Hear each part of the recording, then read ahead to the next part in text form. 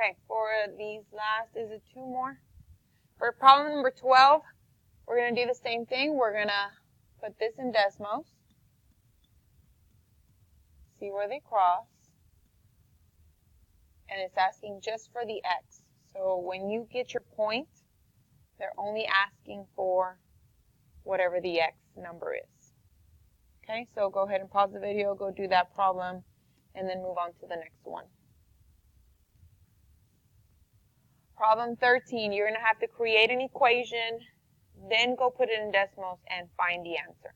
It says Fiona has a total of 41 bills in her purse. Okay?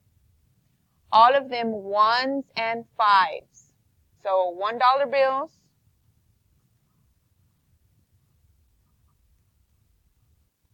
and $5 bills.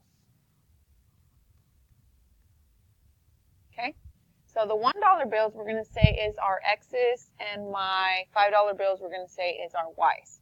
So in total, my $1 bills plus my $5 bills equals to 41 bills total.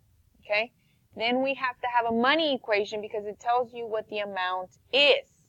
So my x is going to have the 1, and my y is going to have the 5, and it's going to be a total of 131. So $1 x plus $5 y equals 133. Do not put the dollar signs in decimals, okay? So that was just for you to know, so we can erase the dollar bills. You don't put those in decimals. So then we put these two equations in decimals, right? We're going to go find out what our answer is. X is the number of $1 bills, and Y is the number of $5 bills. And it's asking us for how many $5 bills does she have. So that's going to be my Y, not my X. Okay? So go do that in decimals and put your answer down in that blank. And then that's it. Those are our 13 questions.